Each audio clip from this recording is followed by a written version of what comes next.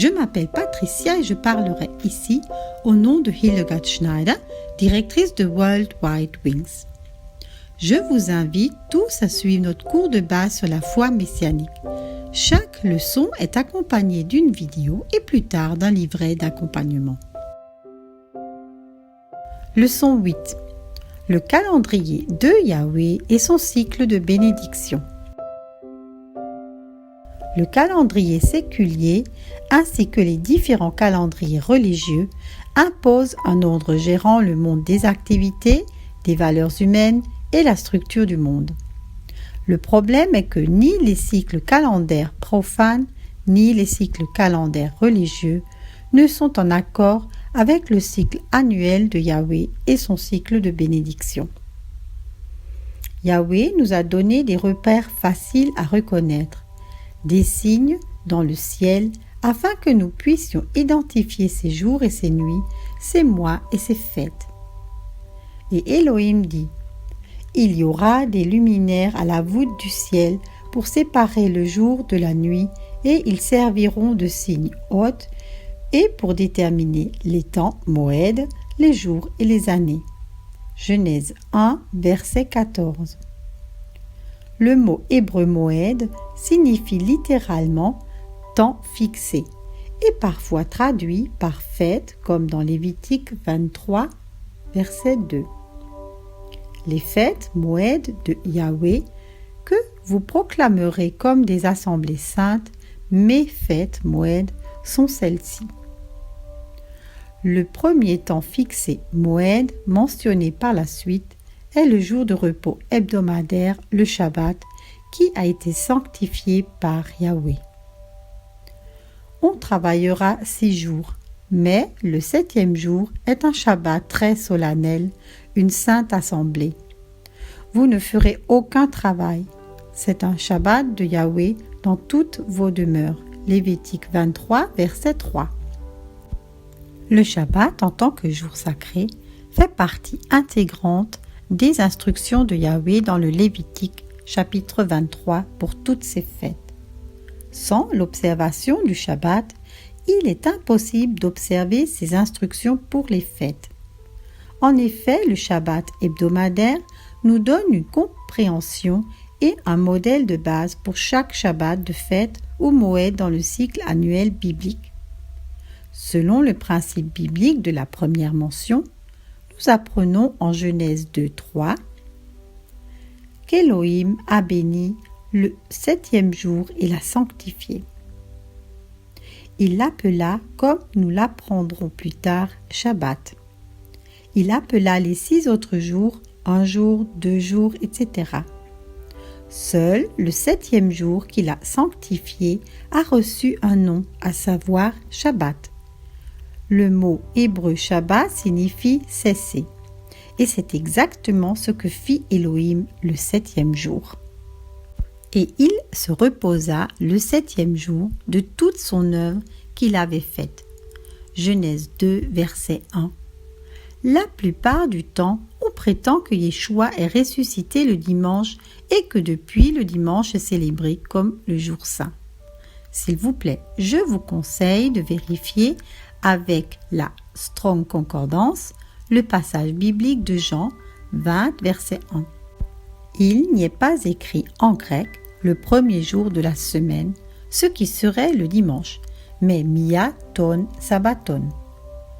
Si Yeshua était mort le vendredi saint, ce qui n'est pas le cas, le vendredi saint serait la première nuit, le samedi la 2e nuit et le dimanche la 3e nuit. Selon ce calcul, il ne serait ressuscité que le lundi, si l'on se base sur la déclaration suivante de Yeshua. Mais il répondit et leur dit: une génération méchante et adultère désire un signe, et il ne lui sera donné d'autre signe que celui de Yona le prophète. Car, de même que Yona fut 3 jours et 3 nuits dans le ventre du grand poisson, de même le Fils de l'homme sera 3 jours et 3 nuits au cœur de la terre. Matthieu 12, versets 39 à 41. Une autre de ces déclarations est éclairée d'une lumière toute nouvelle, lorsqu'on la met en relation avec la résurrection. Car le Fils de l'homme est maître même du Shabbat. Matthieu 12, verset 8. Il est donc absolument logique que Yeshua soit ressuscité le jour du Shabbat. Le premier cycle de bénédiction dans le calendrier de Yahweh est l'observation du Shabbat hebdomadaire. Nous nous tournons maintenant vers le cycle mensuel de Rosh Chodesh. Rosh Chodesh est le terme hébreu pour tête du mois, c'est-à-dire pour le début du mois. Dans la compréhension actuelle de beaucoup, il coïncide avec la fête de la nouvelle lune, qui a lieu le premier jour de chaque mois juif hébraïque. Chaque nouveau mois commence donc lorsque la nouvelle lune apparaît dans le ciel, marquant ainsi le début d'un nouveau cycle lunaire. Pour pouvoir recevoir la pleine bénédiction de Rosh Chodesh, il est important de comprendre le concept des prémices. En offrant les prémices, à distinguer du don de la dîme, nous libérons des bénédictions dans nos familles. Le meilleur de tout, les premiers fruits et de toutes les offrandes, de tous vos sacrifices sera pour les sacrificateurs. Et le meilleur de votre farine concassée, vous le donnerez au prêtre, afin que la bénédiction repose sur votre maison. Ézéchiel 44, verset 30. Honore Yahweh avec tes biens, avec les prémices de tout ce que tu produis. Alors tes greniers se rempliront de provisions et du mou coulera sur tes caves. Proverbe 3, versets 9 à 10. Le mot hébreu pour les prémices est réchit, qui est dérivé de la racine roche. Roche signifie la tête, le sommet, le commencement, le premier de son espèce. Et lorsque nous donnons les prémices, nous honorons Yahweh. Yahweh a été le premier à donner ses prémices. Or, le Messie est ressuscité des morts, prémisse de ceux qui se sont endormis. Car, puisque c'est par un homme que la mort est venue, c'est aussi par un homme que la résurrection des morts. 1 Corinthiens, chapitre 15, verset 20. Comment donc déterminer les prémices? De préférence sur la base d'une déclaration de Paul. Voici ce que je veux dire. Celui qui sème chichement mentionnera chichement, et celui qui sème en bénédiction moissonnera en bénédiction. Chacun à son gré, et non par débit ou par contrainte, car Elohim aime celui qui donne avec joie. 2 Corinthiens, chapitre 9, versets 6 à 7. On pourrait calculer les prémices mensuelles de cette manière. Si l'on dispose par exemple de 1 000 € par mois, divisé par 30 jours, on obtient le montant des prémices, c'est-à-dire le don pour le premier jour. Dans notre exemple, pour 30 jours, ce serait 33,33 €. Ainsi, le revenu du premier jour est l'offrande des prémices à Yahweh. Cependant, les prémices précèdent l'offrande de la dîme. Et selon Romains 11, verset 16, les finances sont sanctifiées par les prémices. Or, si le pain des prémices est saint, la pâte aussi. Et si la racine est sainte, les branches aussi. Nous donnons donc les prémices de notre temps et les prémices de notre argent.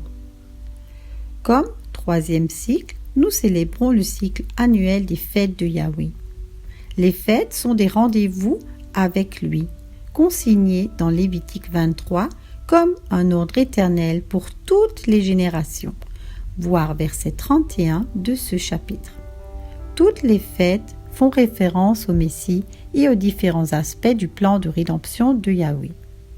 Les fêtes du printemps, la Pâque Pessah, la fête des pains sans levain, Rakamazot, et la fête des prémices, Bikurim, ainsi que la Pentecôte, Shavuot, ont été accomplies par Yeshua lors de sa première venue. Elles indiquent la mort, l'enterrement et la résurrection du Messie. ainsi que le don de la Torah et l'habilitation des croyants par la Ruach HaKodesh, l'Esprit Saint. Lors de sa seconde venue, il accomplira les fêtes d'automne. Yom Teruah, fête de son de la trompette, Yom Kippour, jour des expiations, et Sukkot, fête des tabernacles. Ces fêtes font référence à la résurrection des morts, au couronnement et aux noces du Messie. Les fêtes Pessah, Shavuot et la fête des tabernacles Sukkot trouvent également un équivalent dans le tabernacle. Pessah, y compris Matzot, représente la rédemption et la purification et trouve son équivalent dans la cour du tabernacle, l'autel pour les holocaustes et le bassin de purification. Les objets à l'intérieur de l'avant-cour étaient en cuivre. L'autel des holocaustes était recouvert de cuivre. Voir Exode 27, versets 1 à 8. Et le bassin de purification était en cuivre pur. Exode 30, versets 17 à 21. C'est dans le parvis que l'on offrait les sacrifices pour les péchés commis en prévision du sacrifice de substitution de Yeshua. Voir Hébreux 7, versets 26 à 27. C'est à cet endroit que se faisait la purification. Quand on entre dans le sanctuaire, on y trouve le chandelier d'or pur. Et celui-ci est lié au jour des prémices, Bikurim, et ne représente pas que le ressuscité, mais indique avec ses 7 bras les 7 Shabbats à compter jusqu'au temps de Shavuot. Shavuot représente l'approvisionnement, blé, alliance et alliance renouvelée. Et dans le sanctuaire se trouvait la table avec les pains de proposition. 12 pains sans levain étaient disposés en permanence sur la table. Ce nombre représentait les 12 tribus d'Israël. Le pain était appelé les Chem HaPanim, le pain de la face. Les prêtres mangeaient les pains à chaque Shabbat et les remplaçaient par de nouveaux. C'est une image de la sollicitude continue d'Élohim. Yom Teruah est lié à l'autel des parfums et symbolise la vie offerte à Élohim, qui est un parfum pour lui, et pour les prières des saints qui y expriment leur espoir, qui se réalise ensuite dans la résurrection. Yom Kippour est lié à l'arche d'alliance avec le couvercle du propitiatoire. Le grand prêtre d'Israël n'avait le droit d'entrer dans le Saint des Saints que ce jour-là de l'année, notamment pour faire l'aspersion du sang du bouc émissaire devant le couvercle du propitiatoire. Dans le Saint des Saints se trouvait la gloire de sa présence, comme celle que nous connaîtrons un jour lors de la fête des tabernacles. Et c'est pourquoi le sanctuaire est lié à Sukkot. Les fêtes de Yahweh, avec le Shabbat hebdomadaire en première place, se retrouvent dans l'ensemble des Écritures et dans la Nouvelle ou l'Alliance renouvelée, Nouveau Testament. Lorsque nous célébrons ces fêtes, nous avons un cœur pur sur un autel pur. Si nous célébrons d'autres fêtes au lieu de ces fêtes, nous construisons un autel impur dans notre vie, où nous servons les esprits impurs du mélange. Yahweh est un Elohim jaloux. Je suis Yahweh ton Elohim, qui t'ai fait sortir du pays d'Égypte, de ta servitude. Tu n'auras pas d'autre Dieu à côté de moi. Exode 20, verset 2. Même s'il ne s'agit là que d'un bref aperçu du calendrier de Yahweh et de ses fêtes, on commence à comprendre la profondeur de la signification liée à son plan de rédemption et pourquoi il est si important de choisir le bon côté, son cycle de bénédiction. Soyez tous richement bénis. Je vous remercie pour votre écoute et vous invite à nous rejoindre sur Facebook Éveil Messianique.